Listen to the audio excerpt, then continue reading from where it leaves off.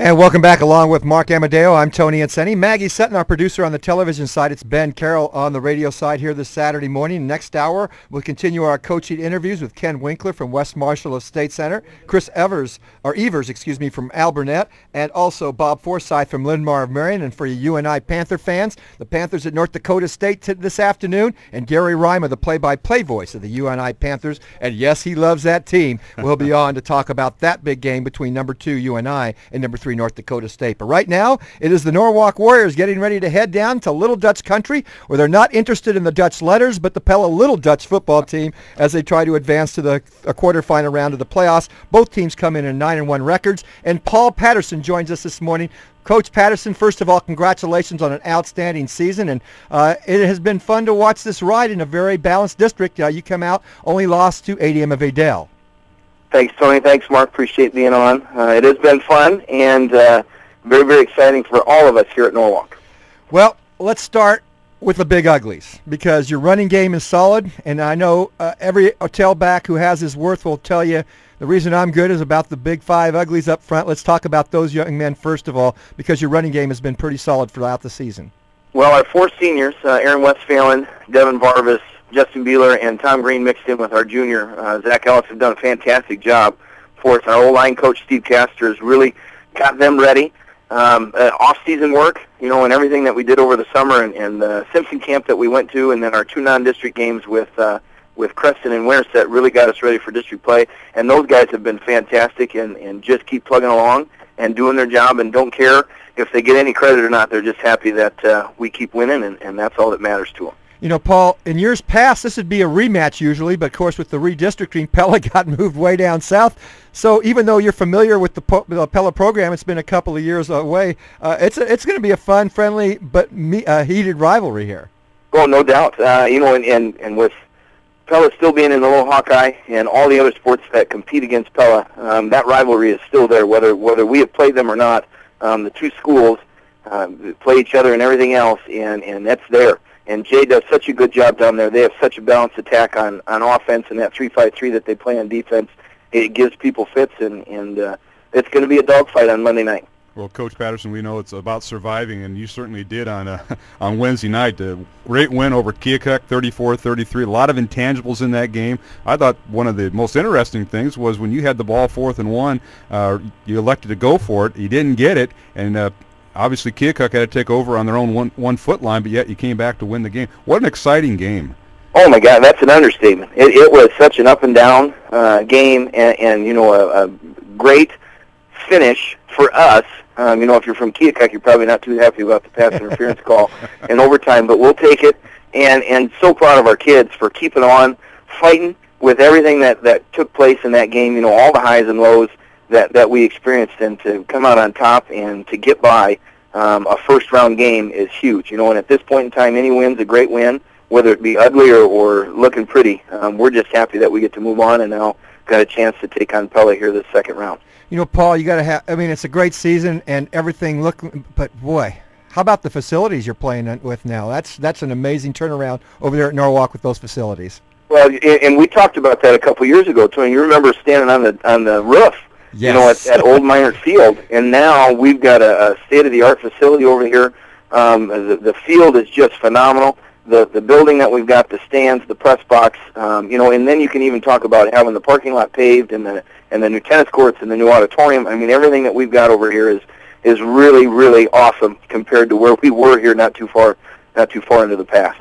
Yeah, and Tony, you can still broadcast from the roof of the old field if you want. I used to have right, to turn Coach? my back to the stadium lights so I could read something that I might have to read instead of just talk naturally, because that's where we were, on the roof of the school, to be able to broadcast our games, because the coaching staffs had whatever type of box they had to be able to call their games from. So it was an interesting sight, and it's great to see the facilities upgrade. Plus, you got to be getting ready and pretty close to that 4A field, huh, Paul? Well, we still have to have 700 kids to play 4A football. And we're still quite a ways away from that. Boone jumped ahead of us this year to be in 4A for everything else. So we're still teetering on that. We need 230 to 240 kids a class, and we're not quite there yet. And I'm okay with that, not having to be up there. But some of the other sports may have to start looking ahead here in the next couple of years to be up there in the 4A ranks. We're visiting with Paul Patterson, the head football coach of Norwalk Warriors. They take on Pella in the 3A round of the playoffs on Monday night. And Coach, you start the year off 7-6 win at Winterset, and then you shut out at Creston at home, 13-0. Creston, a team that won their district, knocked off Harlan. And then you go through the season and you face ADM. What was it, about week 5? Very tough ADM team. So I guess my question to you is, what have you learned about your kids? They played these tough games, they played these close games, but yet they've seen a team like ADM. They know what level they need to be at come this time of year. Well, I think the best thing that we can say about our kids is they work hard. That started over the summer. We didn't have a track, we didn't have a gym, we didn't have a field to run around on and do our summer workouts in, and they dealt with that adversity and came out on top and worked their tails off this summer. And that really has transpired all the way through the year. We had some issues early on with personnel, weeks 1 and 2, and the first time we were almost 100% was week 3, and you can really see the difference between weeks 1 and 2, and then how we did in week 3, and then as we progressed, really did a nice job of sticking with it. And I think we learned a lot from last year. If you go back through and look at all the scores that we had last year, we won quite a few games down in the last few minutes a year ago. In fact, a few seconds a year ago, and that's really helped us get in and get ready for this year. DCG has us down 14-10 with 8 minutes left in the fourth quarter. We are tied and down a point to Carlisle in the fourth quarter, 28-27. It's tied late against Newton. And we had to go to overtime against Keokuk. All those things have really helped, and this group of kids is just phenomenal at sticking with it and working hard and hoping that their effort gets them out on top. Well, the basketball and baseball programs, a lot of success at Norwalk. The football program now back up in good stead, so that says a lot about the guys at the Norwalk High School getting better. Let's talk about Carson Klocko. He's one of those kids. I guess he's the engine, and he's the leader out there defensively. 5 picks. He's the leading tackler. This guy is definitely somebody you need each and every football Friday night on the defensive side of the football. Well, not only do we need him on the defensive side, but we're okay bringing him over on the offensive side, too. He's on special teams. He is a special young man. Very, very talented, very humble, real quiet, and just goes about doing his business. And he is what makes us tick on defense. We set everything around him being able to clean things up and put him in a position to help on coverages. And then on offense, we just try to get him the football. And Keokuk on Friday night on that 4th down play, we brought 10 on the field, moved him to one side, and they had 4 guys going to him. And we were still throwing him the football because he is that good, and we have that much faith in him that he's going to make a play for us. Well, Chase Ocken, your quarterback, and Kenny Floyd, your outstanding running back, over 1,600 yards this year. Tony alluded to earlier, the guys up front, their stats don't happen without the guys up front, but they certainly have had nice years. Oh, I tell you, the greatest thing about those two is that if you miss them, it's a chance to go to the house. When you look at Kenny's runs, he has a lot of touchdown runs that are longer than 50 yards. And Chase has really become a dual threat for us here the last part of the year. I've gotten more confidence in him and calling some more pass plays, and he's really stepped up to the plate and accepted that challenge and excelled. Early on, we didn't throw the ball hardly at all. It was just run, and now here lately we've mixed it in a little bit better, and Chase has really handled that well and done a nice job. And Ken is a great kid, and Chase is a great kid too, and fun to be around, lighthearted, and they accept that challenge every time that we step on the field, and it's a lot of fun to be around. You're getting set to play the Pella Little Dutch, and I kind of made a statement in one of the stories as we looked at the playoff picture. I said, every year Pella loses a lot of players, and I keep wondering how they're going to rebuild. Well, they just reload. They did it again this year. They have you scratching your head. I'm going to quit trying to figure out the Pella Little Dutch because here they are again. What do you see in this football team as you head into that matchup on Monday? Well, they're balanced on offense. You look at the Fuller kid. He's got 960 yards. Of rushing, and then you go down the line, and then they've got 329, 300, 200, 180, 130, and then the quarterback's got 600 yards passing, and all 3 receivers that are tops for them are right in that same area. 200, 196, 157. They've got just an absolutely balanced attack on offense, and Jay does such a fantastic job down there that there isn't going to be a year where they aren't going to be very good. He's a very, very good football coach and has those kids ready to play all the time. And that 3-5-3 confuses a lot of people. That's one of the things that we're most worried about going into Monday night, is making sure we know who's who and where they're going to be. And they bring a lot of pressure, and they try to get you to make a mistake. And their special teams are fantastic.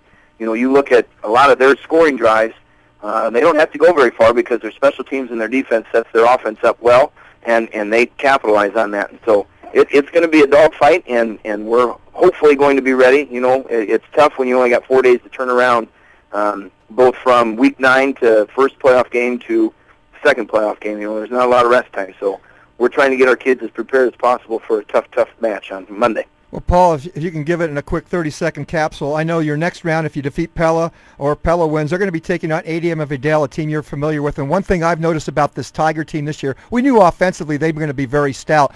But I think the biggest turnaround in this football team is they can play defense. They have been solid defensively all season. Well, I think one of the other things and we talked about it from our group, is the group they have up front. They are really solid at the offensive line position, and that's one of the biggest changes from a year ago.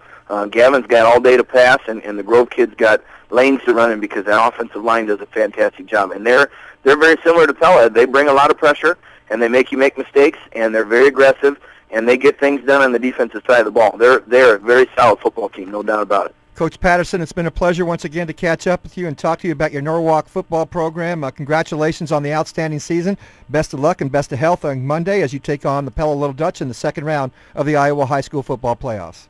Tony, Mark, thanks. And Mark, go Mustangs, right, on Monday? Absolutely, Coach. Thank you for that. We're looking forward to it. Well, it's not go Dowling anymore. That's unusual. It just throws me off, Paul. Well, I figured, with him playing down there, we better get a little Mustang shout out there. Otherwise, we might be in trouble. All Absolutely. right. Thank you, Coach. Appreciate Thanks, that. guys. All right. Paul Patterson, the head football coach of the Norwalk Warriors. They take on the Little Dutch of Pella in the second round of the playoffs at Pella on Monday night. We'll have coverage from there and all the games on Friday Night Live, the special playoff edition from 7 to 11 on the ISC Radio and Television Network, on the ESPN affiliate here in Des Moines, AM 1700, on television, on WHO-TV 13.2, and Mediacom channels 113 and 246. And we're always streaming online at iowasportsconnection.com.